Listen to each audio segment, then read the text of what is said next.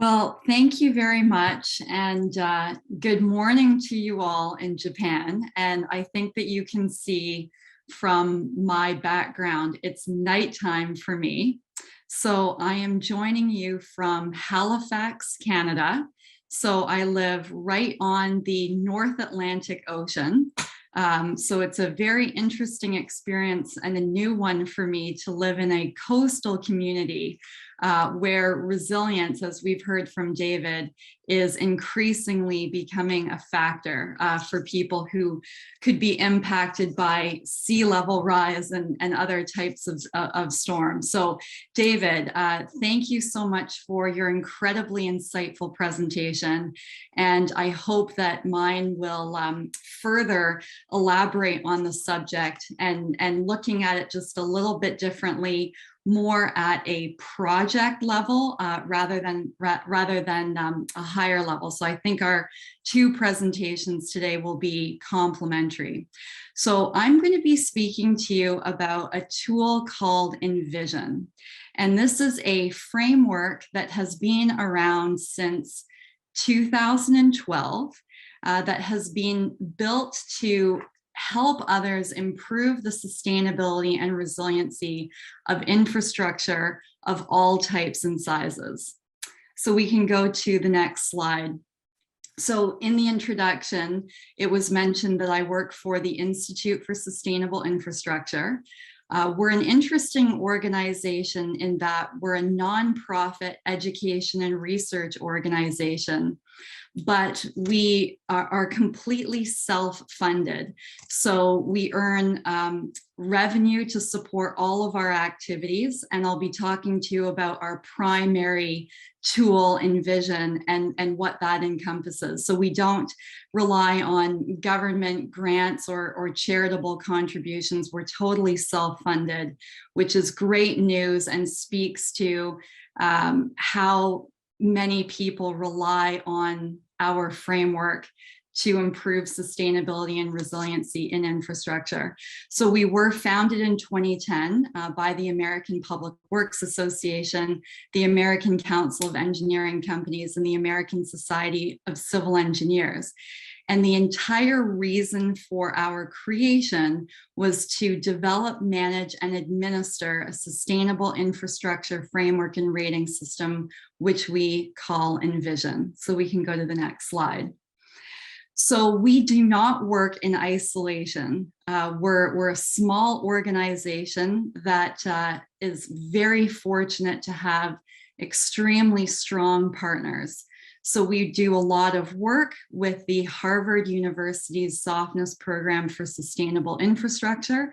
They were instrumental in working with us to develop the Envision framework. We also have a few in-country partners. So we recently partnered with the Canadian Society for Civil Engineering in Canada. We have a partner in Italy called ICMQ. And we also have a Mexican partner, the largest engineering association in Mexico, FEMSEC. In addition to these partners, we have over 200 private and public sector partners that work with us to advance our mission, which is all about sustainable and resilient infrastructure. So we can go to the next slide. So we do primarily, even though we do have partners elsewhere around the world, the next couple of slides are more from a Canadian and American perspective. So in both Canada and the US, the federal government has outlined several key priorities: climate change adaptation, resilience, equity and social justice, environmental protection and biodiversity, public health, and of course, economic recovery, which is very important post-COVID-19. So these are federal government priorities. And of course, infrastructure plays a critical role in achieving all of these goals.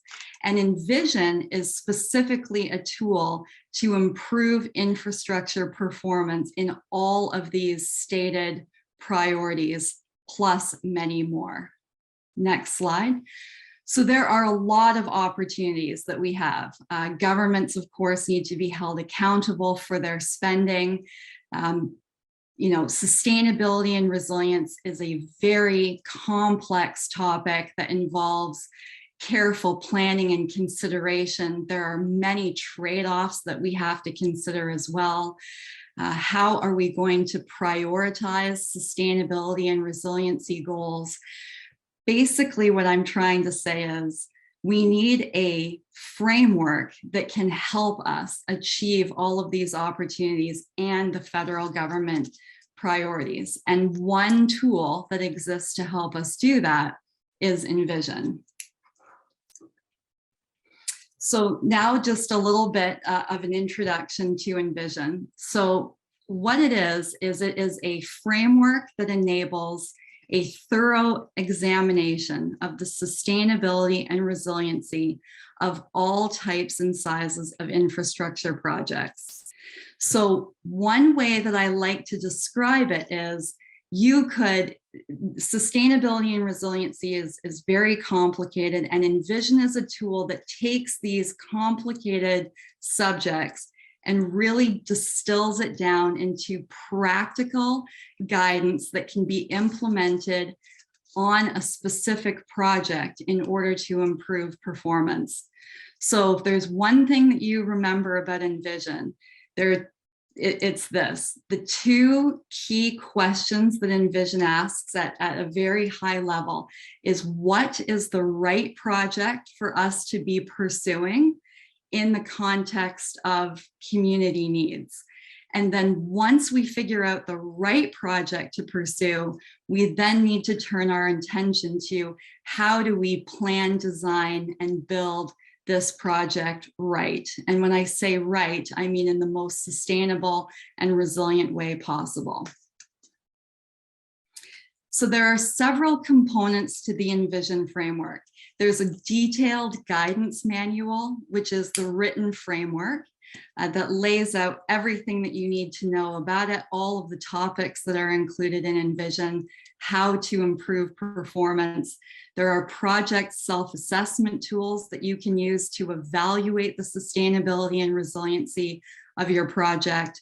We as an organization offer professional training and credentialing in the use of Envision.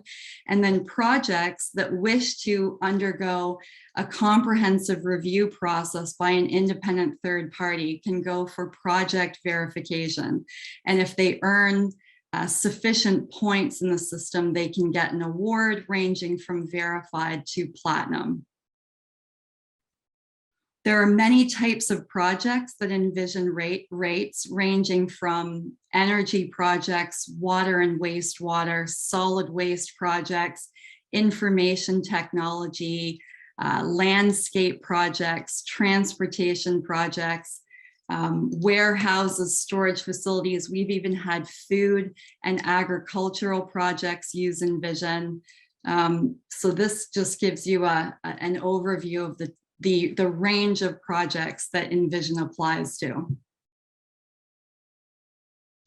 I certainly do not expect you to be able to read everything on this slide, but I like to show it to give you a sense of how many topics are included in Envision. So there are 64 credits or sustainability and resiliency indicators that are divided across 5 different categories and subcategories. So Envision is very interested in helping projects achieve better quality of life outcomes. We also have a section focused on leadership. So how project partners work together, collaborate, how sustainability is baked into the design of the project right from the outset. Economic considerations are included in leadership as well. Resource allocation is another big topic in Envision, looking at material use, energy, and water use. Natural world, we're really looking at restoring habitats, protecting and conserving important lands. taking care of habitats and ecosystem functions. And then we have a climate and resilience credit category as well that's focused on emissions reductions and also outlines a comprehensive framework to achieve resilience. When we think about using Envision, we often communicate to our stakeholders that Envision is best applied to projects very early on in project planning, when the ability to influence the sustainability and resiliency of the project is very high and the cost of doing so is very low. When you start thinking about sustainability and resiliency much later on in the project timeline, it costs a lot more to make the project sustainable and resilient at that point. And that's really where a lot of people think that sustainability and resiliency costs more, when in fact, when implemented at the outset of project planning, sustainability and resiliency does not need to cost more, and in fact, can lead to cost savings throughout the life of the project, including capital cost savings if done correctly. So within Envision, there are many opportunities to expand, to improve the performance of the project. So there are different levels of achievement within each topic in Envision. You can go for an improved level of achievement, which is just above conventional performance, all the way up to a restorative level of achievement, which really is restoring a social or natural system that has been degraded. Envision is also used across the entire project life cycle, from planning all the way through end of life. And there's a strong focus on stakeholder collaboration and teamwork as well. Envision provides a common language that encourages multidisciplinary teamwork and collaboration amongst stakeholders.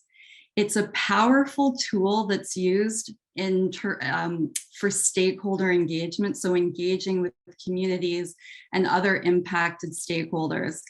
And Envision is something, it's a tool that can be used by engineers, by CEOs, by community groups. So it really does provide this platform for everybody to use as a means of better collaboration and communication around topics that relate to sustainability and resiliency.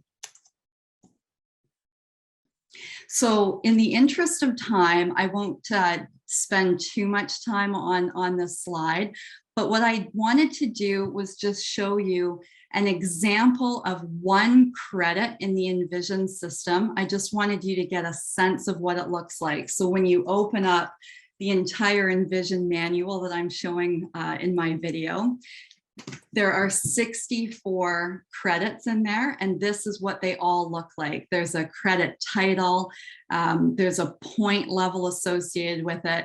There are different levels of achievement that you can go for to increase performance in any given topic. And I think it's really important for me to say that it's possible to do a PhD in any one of the subjects included in Envision. But what Envision does is take these complex topics and distills it down into action items that projects can implement, like on the ground. So this provides essentially an outline of how you can improve community quality of life, and every credit is structured in the same way. So who uses Envision? So projects, governments, and people. So I'll give you an overview over the next few slides. So we can go to the next one. So Envision is being used primarily right now in the US and Canada, though we do have a number of projects in Italy and elsewhere that are using Envision. So since 2013, we have verified, which means we've reviewed the sustainability and resiliency of 125 projects, but thousands more are using Envision as a self-assessment framework. So the 125 have gone through formal third-party certification. These projects are worth more than 131 billion in infrastructure development. Next slide. Many public sector agencies and municipalities are using Envision, including Infrastructure Canada, NASA, US Army Corps of Engineers, and many, many others. And then on the next slide, there are more than 6,500 people in over 20 countries that have been trained in the use of Envision. So these are called Envision sustainability professionals. And these are people who are able to implement Envision on projects. All right, so I think I have managed to stay within my allocated time slot, which is a miracle. But thank you.